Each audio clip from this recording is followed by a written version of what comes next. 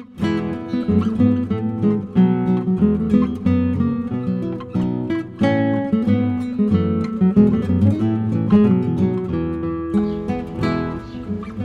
history lovers! I'm your host, Nicole, and this week we're in my garden for the Henricus Craft Chat. Henricus is a living history museum that focuses on the early colonization of Virginia by the English and on the Powhatan Indian tribe that was in the area. While at work, my role is that of domestic skills interpreter, which means that I work at the tobacco plantation and show visitors what it would have been like to live in the year 1620 by wearing historical dress and demonstrating domestic skills such as how women would take care of their gardens, their livestock, and their families. One of the things that would fall to the lady of the house was basic herbal remedy preparation to keep their families healthy. These sort of folk remedies were things that would have been passed down from mother to daughter and didn't need any formal training. This week we're going to talk a little bit about herbal medicine in the 17th century, and then I'm going to show you an herbal salve that you can prepare for your family in your own kitchen.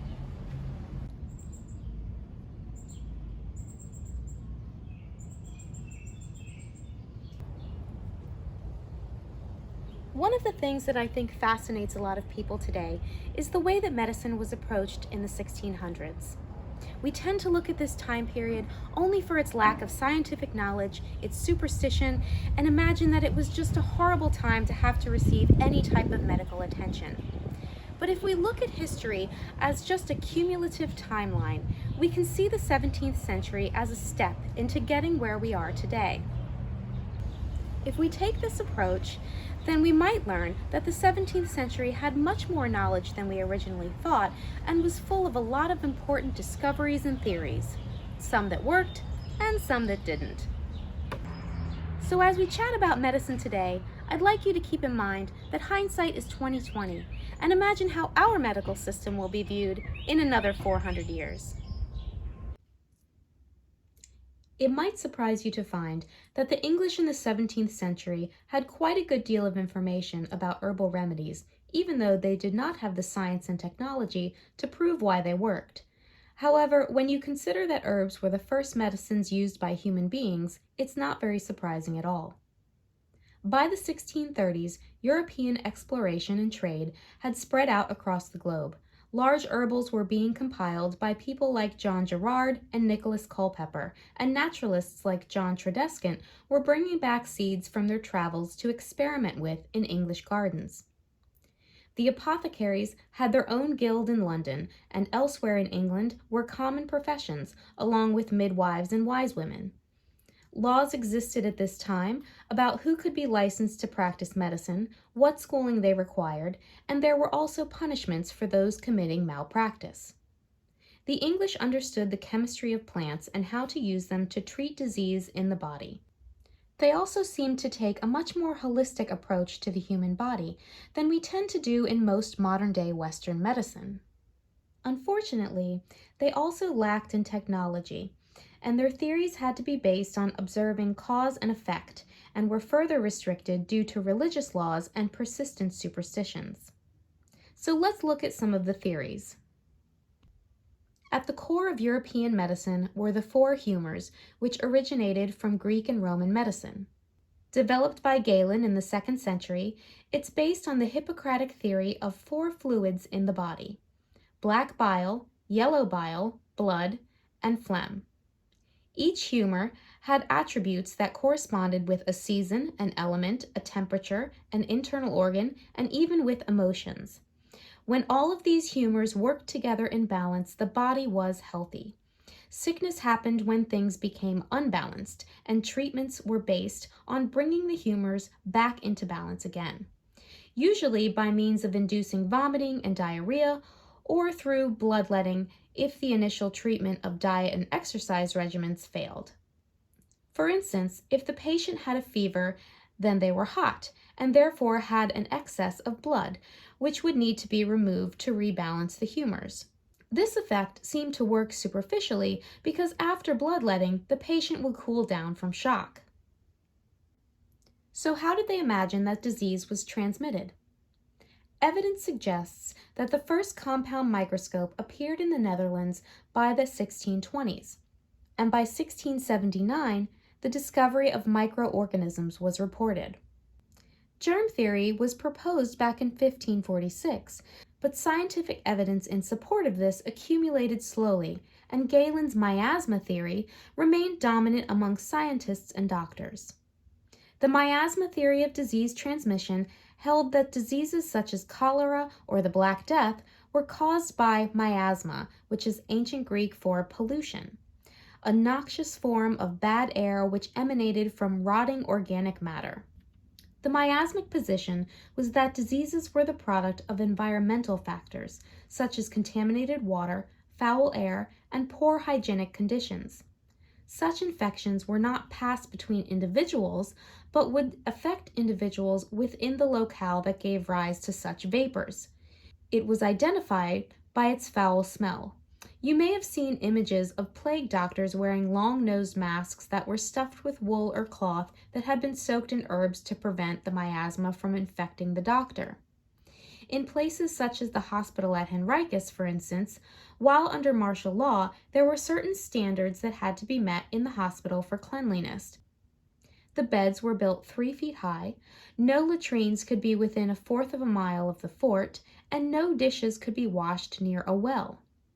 Here is another case where observing cause and effect helped prevent the spread of disease, even though the proposed cause of the spread was false.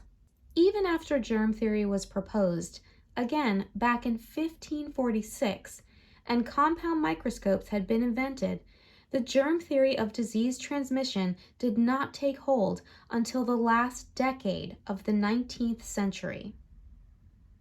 In this image from the 19th century, we see the representation of the cholera epidemic. It depicts the spread of disease in the form of poisonous air.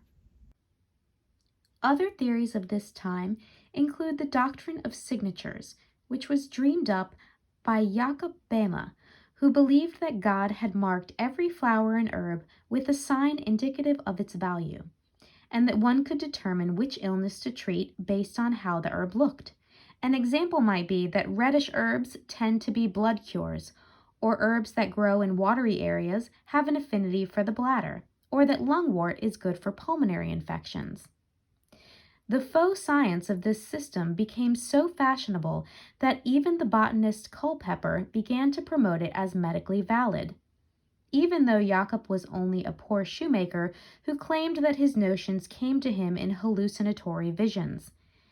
It is better used as a mnemonic device to help the apothecary's apprentice who probably could not read Latin.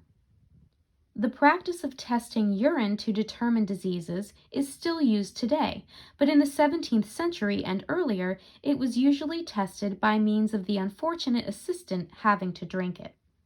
Several examples of urine taste wheels, or urine charts, still exist, and are a fascinating glimpse at what you can tell about a person's health simply by using your 5 senses. So let's take a look at who did what.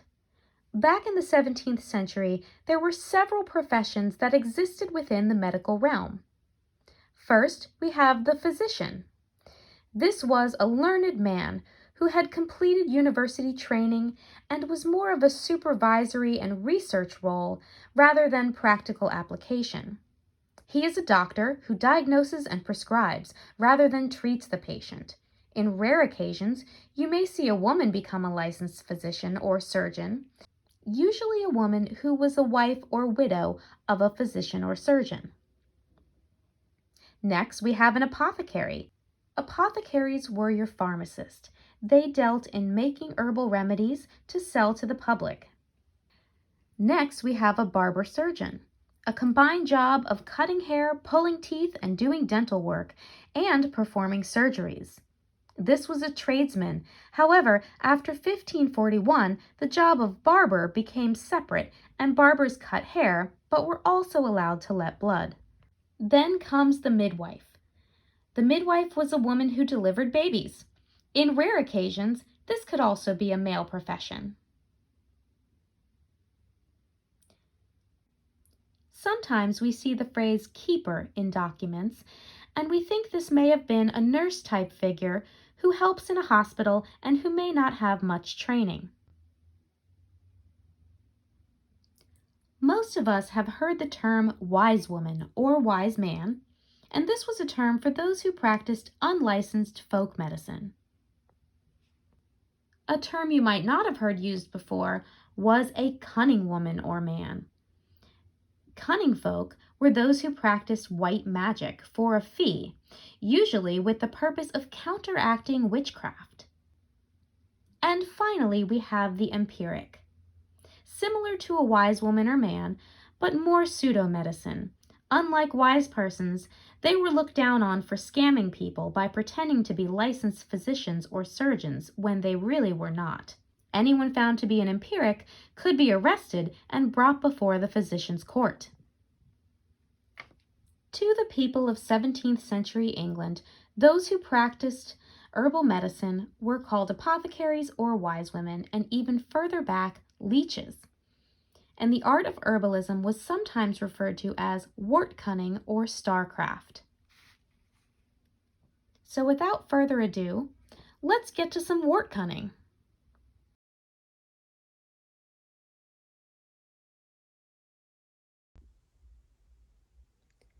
All right, so today we're going to be making a calendula salve. A salve is any time you have an oil infused with herbs and then you add beeswax. Now, calendula is antimicrobial and anti-inflammatory. So what we're making today is going to be great for dry skin, minor cuts and scrapes, and you can even use it as a lip balm. This recipe is usually very safe to use. However, I do put the disclaimer out there that if you or anyone in your family have any allergies to any of the ingredients that we're working with today, please be safe and don't use this or substitute something for whatever you're allergic to. Also, please don't use any herbal preparations on your pets without speaking to a veterinarian first. Let's go over our ingredients. So the first thing you're going to need is about half a cup of dried calendula.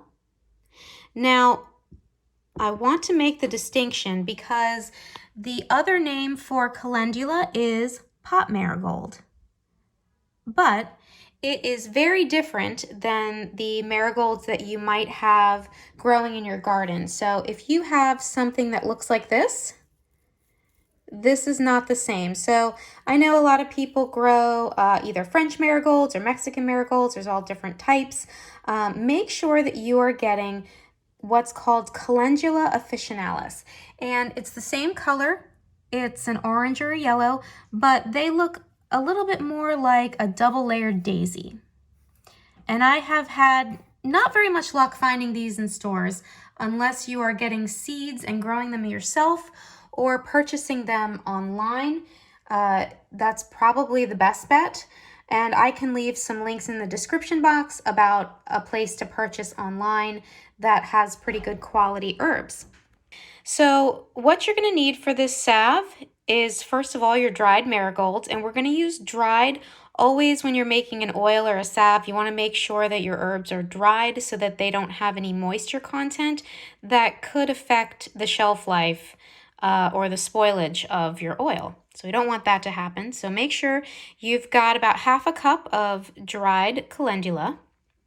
The next thing you're going to want is some beeswax, and you're going to need about 1/4 of a cup of this. You can order beeswax in large blocks and just use a cheese grater or cut them up so that they can melt quicker. Or you can also order these little beads, which I really like because they're much easier to work with and they melt a lot quicker. So you'll need 1/4 of a cup of that. And then you're going to need a full cup of extra virgin olive oil. Now you can substitute this with any other light oil that you like sunflower oil or almond oil if you prefer. Next, you're going to want a double boiler. I don't have a double boiler, so I am making one by taking a large pot and a delightful ceramic mushroom bowl and putting a metal bowl at the bottom that the ceramic bowl will sit into so that it doesn't touch the bottom. And then I'll just fill the pot with water and put all of my ingredients in the bowl here. So that will be my double boiler. Other things you might want include a spoon, not this, remember, not this, but this. And then you're going to want either mason jars or another clean jar to put this salve in for storage after you're done. Now, I like these little individual containers because I can fill up a bunch of them with the salve and then keep one of these in my bag and use it as a lip balm. As an optional ingredient that I don't have out here, if you are a fan of lavender like I am, you can add about 20 drops or so of a lavender essential oil. All right, we've got our double boiler going. And I'm going to add in my olive oil.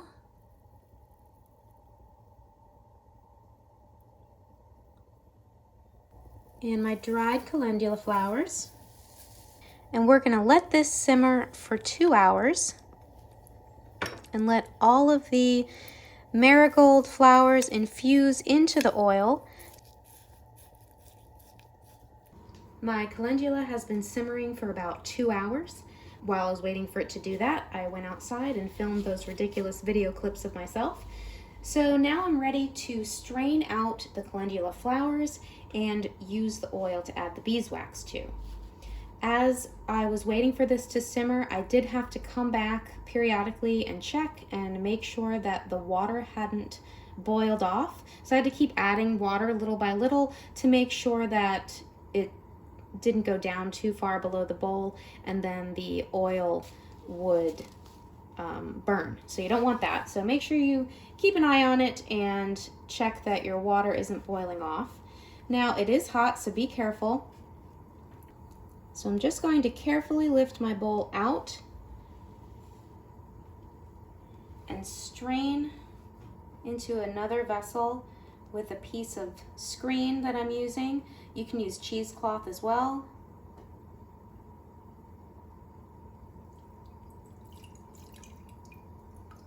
If I had been doing this at work, I would have used a brazier instead of a double boiler. And if you've been watching the Henricus Historical Park Facebook page, you would see the old-timey trivia for this week was a brazier, which is how you can heat up things without using a double boiler. So I've got all my little marigold bits in there. And you can just go ahead and discard those flowers now because all the good stuff is now in the oil. So I'm going to return this to the double boiler. And take my screen and squeeze it out. Careful, it might still be a little bit hot. And then I'm going to return the oil to the double boiler. And start to add my beeswax.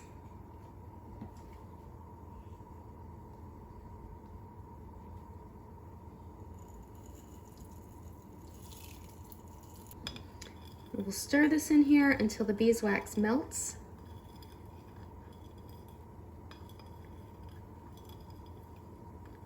And you usually use about 1/4 of a cup. You can judge for yourself if you like the consistency, if you want to add a little bit more. When your beeswax is all melted, if you would like to add essential oil, now is the time.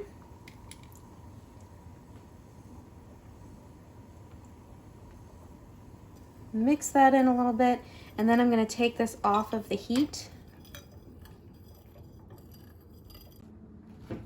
I went ahead and dumped my salve back into my measuring cup cup so that I had an easy pour.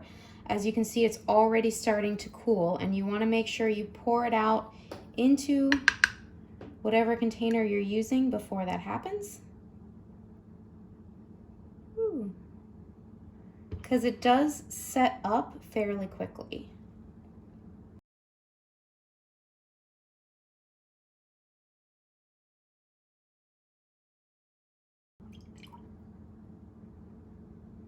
Perfect.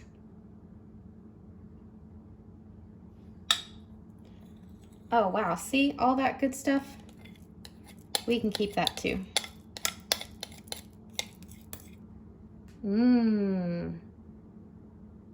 While you're waiting for this to set, you can create some fun little labels. Extra points if you use a quill pen. Always make sure to label when you make herbal preparations so that you know when it's going to expire. And this salve, if you keep it in a room temperature place that's out of direct sun, such as your kitchen cabinets, it should last you about a year. And that's it. There's your calendula salve. It's set up really nicely. Now these little containers are made for this. They're BPA free and all that good stuff. But if you're going to be using something like this or like a mason jar that has a metal lid, that's fine. Just take a piece of wax paper and put it underneath the lid before you add it on top so that none of the metal contaminates your salve. And there we go. Now all that's left is to clean up your kitchen. And that's all for this week's Craft Chat video. I hope you were inspired to learn a bit more about plant medicine and what you can do with what's growing in your very own backyard. I know it can be overwhelming and there's a lot of information out there, but I encourage you to start with just 1 or 2 plants that you really like or what you've already got growing and start your research there. As always, if you have any questions about the video, feel free to drop them in the comments below. And don't forget to like, share, and subscribe to this channel for more information and more Craft Chat videos. Until next week, thanks for watching and stay safe, everyone.